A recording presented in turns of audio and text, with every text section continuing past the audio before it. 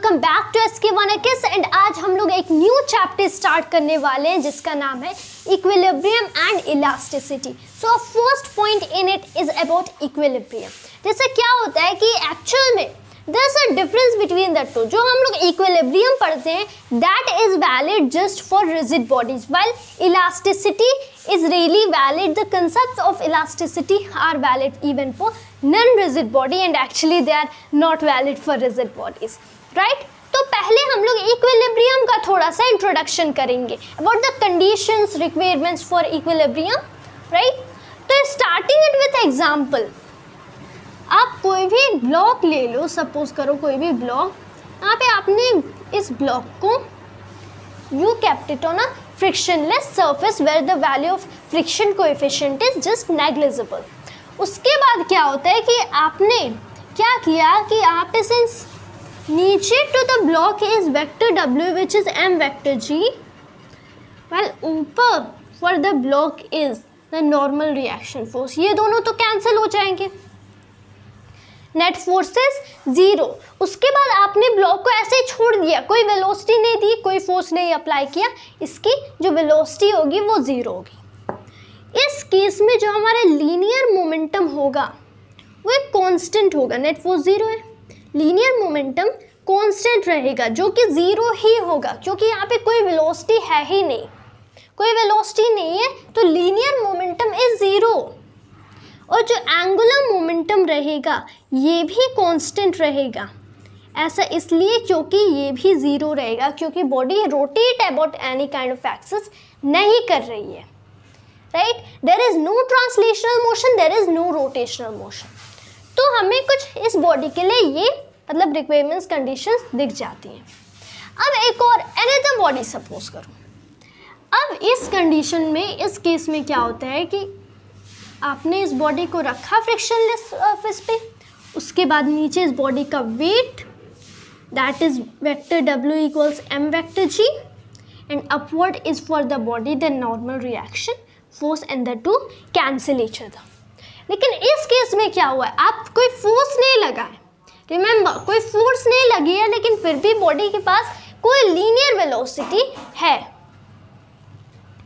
तो इस केस में जो वेक्टर P रहेगा linear momentum for the body वो कांस्टेंट रहेगा, कोई फोर्स नहीं है लेकिन वेलोसिटी कांस्टेंट है because friction is also negligible, और ये नॉन जीरो रहेगा because the body is moving, ये ट्रांसलेटरी मोशन कर रहा है। लेकिन जो वेक्टर L रहेगा ये तो कांस्टेंट हो गए, दोनों कांस्टेंट है लेकिन ये ज़ीरो के इक्वल होगा क्योंकि यहाँ पे कोई रोटेशनल मोशन नहीं है।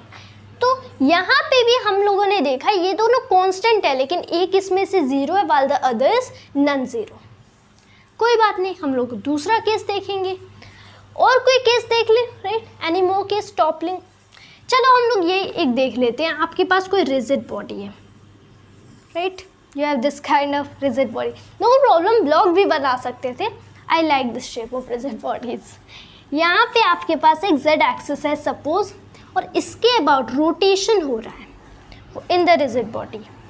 यहाँ पे क्या, यहाँ पे ओरिजिन आप बोल दिए, यहाँ पे इस रिजिड बॉडी में कोई पार्टिकल है, इस पार्टिकल का पोजीशन वेक्टर ऐसे आप बोलोगे वेक्टर RI, परपेंडिकुलर डिस्टेंस कुछ ऐसे होता है वेक्टर पर, this is R perpendicular for the ith particle, ये पार्टिकल कुछ ऐसे इसकी मोमेंटम वेक्टर होगी क्योंकि रिजिड बॉडी कुछ रोटेट कर रहा है। इसका मतलब ये नहीं कि ये परपेंडिकुलर डिस्टेंस ऐसे हो गया, this is somewhat this way, no it is not what I mean. ये मैंने 3D थोड़ा शो करने की कोशिश की है कि दिस इज रियली इनसाइड, ये मोमेंटम वेक्टर इधर है, linear momentum vector. Angular momentum vector भी होगा। इस केस में आप क्या देखोगे कि इस पार्टिकल के लिए या फिर बाद में पूरी रिजिड बॉडी के लिए सारी इक्वेशन सम अप कर लेंगे। इसमें यहाँ पे कोई टॉर्क नहीं है, आपने कोई टॉर्क लगाया नहीं, कोई फोर्स लगाया नहीं, तो ये कांस्टेंट रहेगा, राइट? ये कांस्टेंट रहेगा, ये नॉन ज़ीरो रहेगा। इस पार्टिकल के लिए लिखते हैं ये इसकी लीनियर मोमेंटम नॉन ज़ीरो रहेगी लेकिन रहेगा तो constant. And while if we talk about the vector L, so that is also constant, torque नहीं है, that is constant and this is also non zero because it is rotating. Right, vector R cross vector P, that is ये भी constant, vector R will be constant, ये भी constant. तो कुछ ये तरह के केसेस हमें देखने को मिलते हैं जहाँ पे फोर्स नहीं है, राइट, एंड कोई टॉर्क नहीं है। लेकिन व्हेन यू फाइंड इट, किसी में कुछ ज़ीरो है, किसी में कुछ और ज़ीरो है, in something there is zero और नॉन ज़ीरो, व्हाटएवर, ज़ीरो को छोड़ते हैं, हम लोग इतने को फोकस करते हैं कि ये जो भी हम लोगों ने केसेस लिए इन सब में एक बात कॉमन थी कि vector P and vector L in all of the cases were constant. Zero non zero, leave that all कि ज़ीरो है कि नॉन ज़ीरो, लेकिन कांस्टेंट ये इन सारे केसेस में थे। तो इन केसेस को एक स्पेशल नाम दे दिया गया कि जिस भी केस में linear momentum vector and even the angular momentum vector is a constant, जिस भी केस में दे आर कांस्टेंट, तब उस केस को हम लोग इक्विलिब्रियम की कंडीशन या फिर इक्विलिब्रियम का केस बोलते हैं। सो दिस इज इक्विलिब्रियम की कंडीशन। अब जब ऐसा होता है, so you call any body, कोई भी बॉडी है तो उस बॉडी को हम लोग इक्विलिब्रियम में कहते हैं, and hence the body is said to be equilibrium. तो यहाँ पे ये जो भी हमारे पास बॉडी थी, सारे के लिए linear momentum is constant and even angular momentum vector is constant.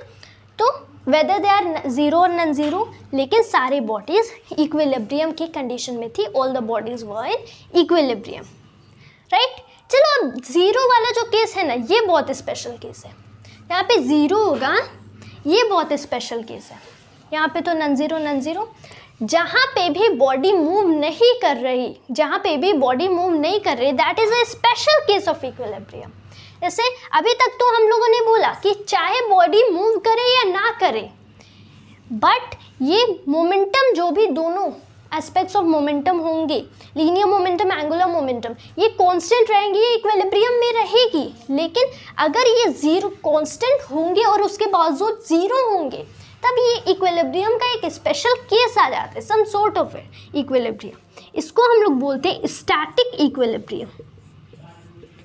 This is static equilibrium. Static equilibrium में भी vector P is constant, static equilibrium में भी vector P is constant and vector L is constant. लेकिन ये वो case of equilibrium है जहाँ पे ये कांस्टेंट्स ज़ीरो रहते हैं, right.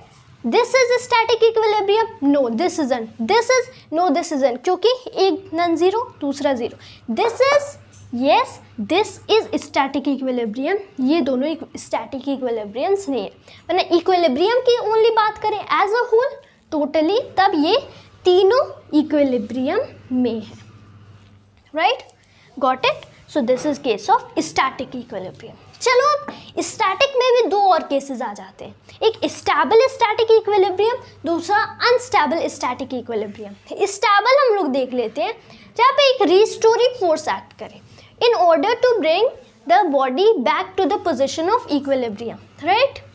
This would be better off with some examples. आप यहाँ पे देख लो, आपके पास कोई भी बाउल है, यहाँ पे आपने सेंटर में एक मार्बल को प्लेस किया, मार्बल रेस्ट पे है, ये कौन सी इक्विलिब्रियम में, स्टैटिक इक्विलिब्रियम में।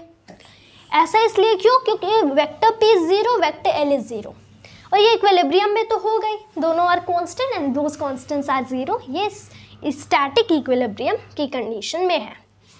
मैंने आपसे लेकिन पूछा कि अनस्टेबल स्टैटिक इक्विलिब्रियम में या फिर stable static equilibrium, will be just defining them, just will define पहले। तो उसके लिए आपको बस करना क्या है कि इस पर एक छोटा सा फोर्स लगा दो, तब ये क्या करेगा, पहले तो कुछ ऐसे थोड़ा ऊपर जाएगा, लेकिन फिर एक इसके पास एक लिमिट होगी जितना ऊपर जाएगा, फिर ग्रेविटी के एक्शन में आके इसकी इनिशियल वेलोसिटी कम होती रहेगी, बाद में ज़ीरो होगी, बाद में नीचे आ जाएगा। तो यहाँ तक इसकी तो वेलोसिटी ज़ीरो हो गई, बाद में नीचे आने लगेगा। इसकी kinetic energy potential energy, right, potential energy kinetic energy में कन्वर्ट होगी, बाद में यहाँ पे अगेन डिक्रीज करेगी and like this happening, oscillatory motion थोड़ा बहुत करेगा, फाइनली ये अपनी इक्विलिब्रियम की पोजीशन में आके रेस्ट पे आ जाएगा। Kinetic energy zero, potential energy 0। तो फाइनली ये रेस्ट पे आ गया, जो कि इसकी इक्विलिब्रियम पोजीशन थी। इनिशियल इक्विलिब्रियम पोजीशन यही है, फाइनल भी यही है। तो इस केस में एक रिस्टोरिंग फोर्स थी, इस केस में एक restoring force on the body या फिर ऑन द ऑब्जेक्ट एक्ट कर रही थी, और ये फोर्स कोई भी फॉर्म ले सकती है। इस बार ये फोर्स ग्रेविटेशनल फोर्स थी, right, what you call as gravity.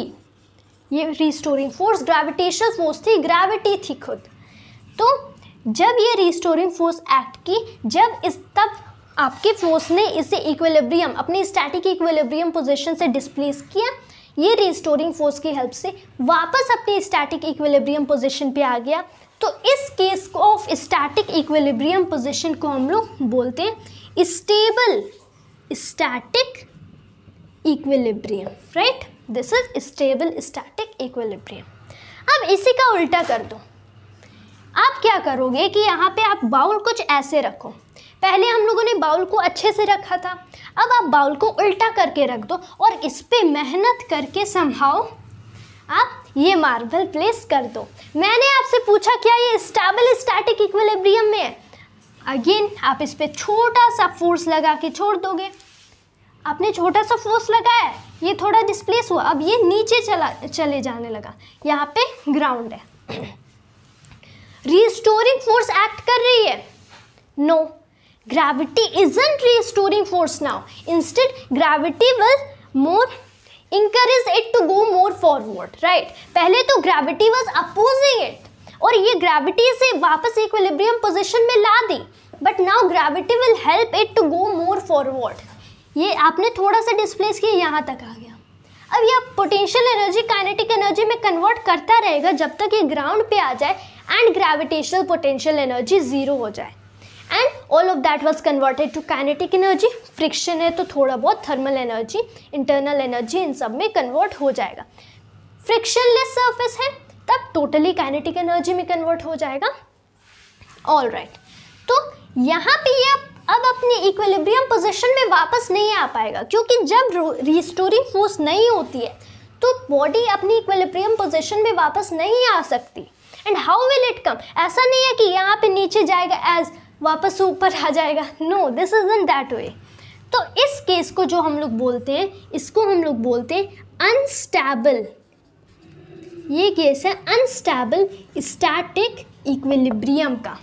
So equilibrium में तो एक हो जाता है, इक्विलिब्रियम की एज अ होल ये कंडीशन है।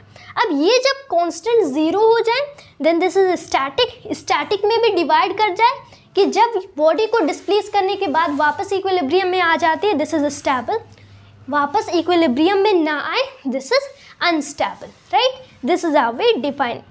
There was even another example, हम लोग बाकी और भी एग्जाम्पल्स ले सकते हैं, but this was the good I supposed, right. हम लोगों ने इक्विलिब्रियम क्लियर कर लिया, but this is and cleared entirely. Equilibrium is just long topic, not so long as rolling rotational motion, लेकिन फिर भी there are many topics points still left in this. जैसे हम लोग अगले वीडियोस में कुछ और कंडीशंस देखेंगे for a body to be in equilibrium की स्टेट। जैसे फोर्स की देखेंगे, what should be the value of force for it to be in stable unstable equilibrium, और whatever what should be the torque for it to be in equilibrium या फिर static, और whatever kind of equilibrium. हम लोग और भी चीज़ें जानेंगे। And finally at the end of chapter हम लोग नॉन रिजिड बॉडीज़ के लिए जो डिफॉर्म हो सकती हैं, like all bodies are not rigid, this seems to me somewhat rigid, right. My hand is not rigid, मेरा हैंड रिजिड बॉडी नहीं है, इसको डिफॉर्म किया जा सकता है। तो उन केसेस के लिए हम लोग इलास्टिसिटी के भी कंसेप्ट्स पढ़ेंगे। That was just all for today. Hope you always like and enjoyed this video and thanks to always. जय हिंद, जय भारत।